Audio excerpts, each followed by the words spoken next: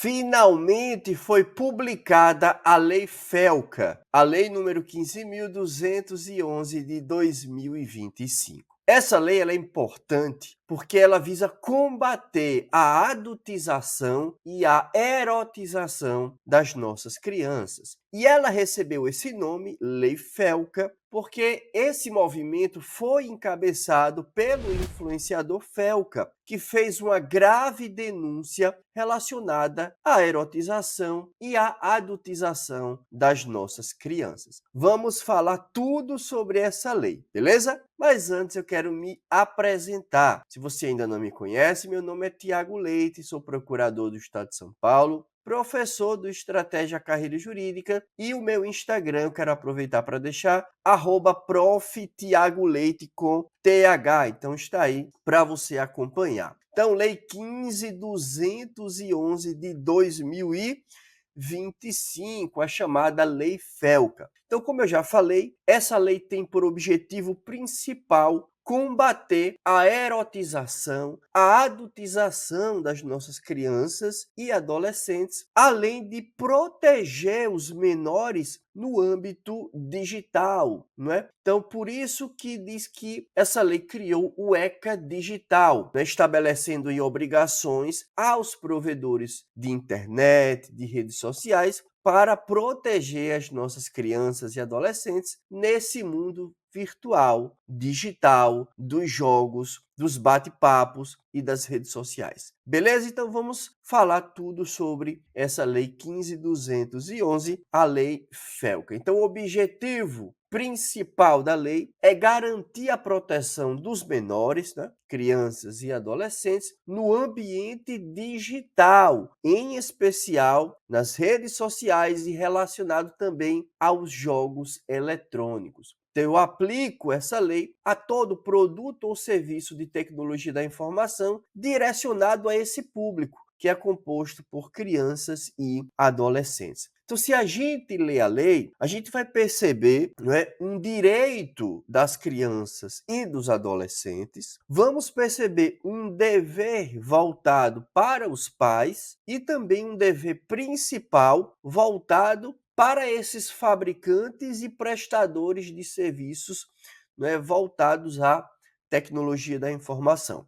Então vamos lá. Primeiro, direito das crianças e adolescentes. Eles possuem o direito de serem educados, orientados, acompanhados por seus pais ou responsáveis quanto ao uso da internet e a essa experiência digital ou virtual. Portanto, em contraponto a esse direito das crianças e dos adolescentes, nós temos um correspondente dever dos pais, que é um dever de cuidado ativo, proativo, contínuo, por meio da utilização de ferramentas de supervisão parental adequadas, tanto à idade quanto ao estágio do desenvolvimento do menor. E temos também uma obrigação básica voltada para o mercado da tecnologia, não é, para os fabricantes e os prestadores de serviço de tecnologia da informação com esse público dos menores. Então, qual é esse dever? Garantir a proteção prioritária dos usuários, né, da criança e do adolescente, tendo como parâmetro, como norte, como baliza, o seu melhor interesse e também contar com medidas adequadas e proporcionais para assegurar um nível elevado de privacidade, proteção de dados e segurança. Portanto, se a gente analisar bem essa nova lei, nós vamos ver que existe uma bússola, um norte. Então, a aplicação dessa lei, a interpretação dessa lei, deve passar necessariamente pelo princípio do melhor interesse da criança e do adolescente e a sua consequente proteção integral, especial e prioritária. Então, o que é que vem a ser esse princípio do melhor interesse da criança e do adolescente? Então, esse princípio, ele se materializa através de um conceito fundamental, determinando que todas as decisões relacionadas aos menores, né, crianças, adolescentes, devem priorizar o que é mais adequado para o seu bem-estar, tanto físico quanto psicológico e social. Então, nós podemos extrair esse princípio da Constituição Federal e também do Estatuto da Criança e do Adolescente. E a aplicação desse princípio vai exigir, vai demandar uma avaliação individualizada, detalhada de cada caso, levando em conta a idade do menor, a personalidade, as relações familiares e o contexto em que esse menor está inserido. Então, o princípio do melhor interesse do menor, ele é fundamental para a interpretação e aplicação dessa lei. Então, nós temos que os fornecedores de produtos e serviços de tecnologia da informação para os menores deverão agir para quê? Para prevenir, para evitar ou pelo menos mitigar riscos de acesso, exposição ou reconhecimento de conteúdos relacionados à exploração e abuso sexual, violência física, intimidação sistemática virtual e assédio, conteúdo pornográfico importantíssimo, indução, incitação, instigação ou auxílio a práticas ou comportamentos que levem a danos à saúde física ou mental dos menores, tais como violência física, assédio psicológico, enfim,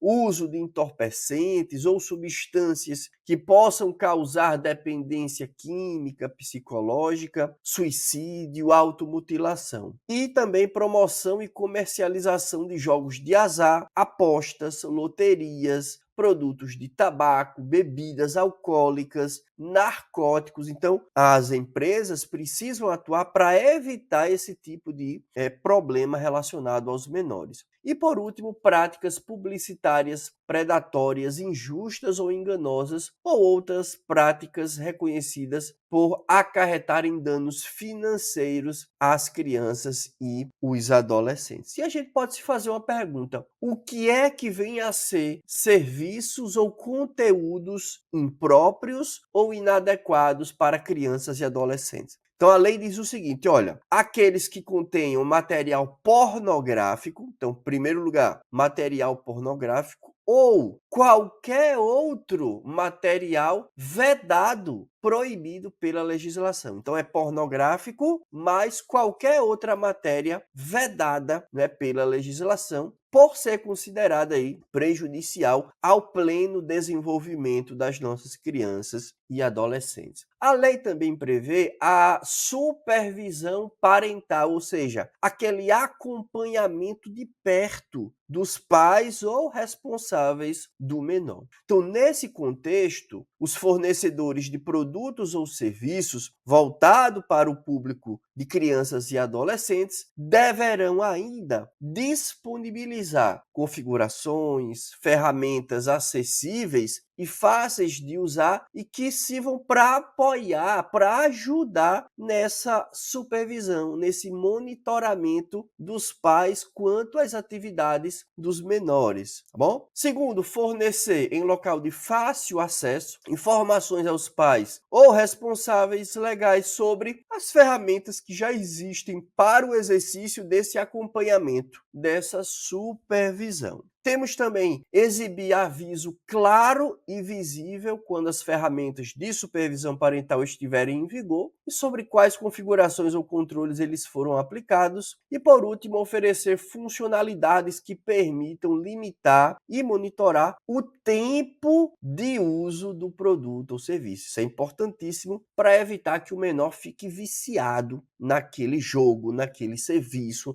naquela rede social, naquela tecnologia, tá bom? Prosseguindo, nós temos que esse monitoramento infantil, né, pelos pais ou responsáveis, ele precisa ser informado, a lei diz que precisa ser informado à criança e ao adolescente em linguagem adequada e poderá ser realizado através de produtos ou serviços que garantam a inviolabilidade de imagens, sons e outras informações captadas, armazenadas ou transmitidas aos pais e responsáveis. Então, importante para garantir a privacidade, a imagem e o pleno desenvolvimento dos menores. Jogos eletrônicos, a lei também fala sobre isso. um ponto aqui importante, principalmente relacionado ao vício de crianças e adolescentes com esses jogos eletrônicos. Então, a lei veda as caixas de recompensa, ou seja, aqueles loot boxes oferecidos em jogos eletrônicos direcionados para crianças e adolescentes. Então, como é que funcionam essas caixas de recompensa? Então, basicamente é o seguinte: o jogador vai gastar, investir dinheiro, recurso para comprar uma caixa de recompensa dessa, ou então ela até recebe inicialmente de forma gratuita como uma recompensa por estar jogando e sem saber o que tem dentro daquela caixa. Então, o conteúdo ele é aleatório, portanto, essa compra acaba se tornando uma aposta, uma loteria. E aí, a tática das empresas de jogos é colocar recompensas raras, aquelas muito desejadas, que são importantes para o jogo, de forma bem escassa, que é para viciar o jogador, incentivar ele a ficar comprando essas caixas, porque ele ainda não conseguiu aquela recompensa que ele tanto queria. Então, a lei veda essas caixas de recompensa. Em relação à publicidade, a lei diz que são vedados, né, aos provedores de aplicações de internet a monetização e o impulsionamento de conteúdos que retratem crianças e adolescentes de forma erotizada ou sexualmente sugestiva, ou também em contexto próprio do universo sexual adulto. Isso é proibido na publicidade, tá bom? Em relação às redes sociais, a lei diz que esses provedores de produtos ou serviços direcionados aos menores têm que garantir que usuários ou contas de crianças e adolescentes até 16 anos precisam necessariamente estarem vinculados a um usuário e a uma conta de um responsável legal, que pode ser o pai ou a mãe.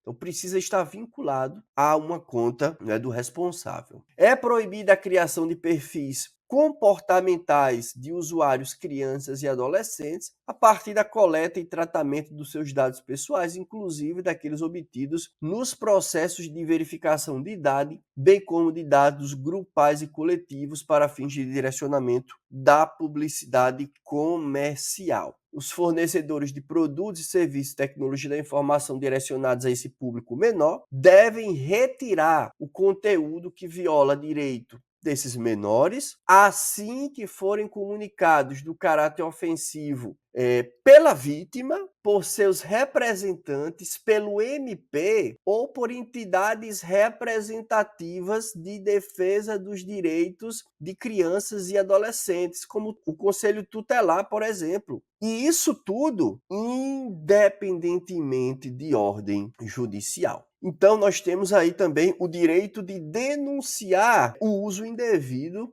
não é, das plataformas, não é, dessa tecnologia voltada para os menores. Entretanto, a lei fala também no abuso da denúncia. Então, o abuso do direito de denúncia sujeita os infratores a algumas medidas, como suspensão temporária da conta do usuário infrator, cancelamento da conta em caso de reincidência ou abuso grave e comunicação às autoridades competentes quando houver indício ou indícios de infração penal ou violação de direitos. E para a gente fechar o nosso vídeo, sanções gerais previstas para quem descumprir qualquer obrigação da lei FELCA. Então, nós temos aí a advertência, nós temos a multa simples, né, de até 10% do faturamento do grupo econômico no Brasil no seu último exercício ou ausente o faturamento, multa de R$10 até R$1.000 por usuário cadastrado do provedor sancionado, limitada a 50 milhões de reais por infração. Temos também a suspensão temporária de atividades e a proibição do exercício das atividades. Então, como vimos aí, é uma lei importantíssima que tem por objetivo, claro, proteger as nossas crianças, os nossos adolescentes nesse ambiente digital, nesse ambiente virtual. Então,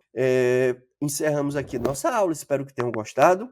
Dá uma lida nessa lei porque ela é muito importante e com certeza ela vai começar a ser cobrada nas provas de carreiras jurídicas daqui para frente, beleza? Então até uma próxima.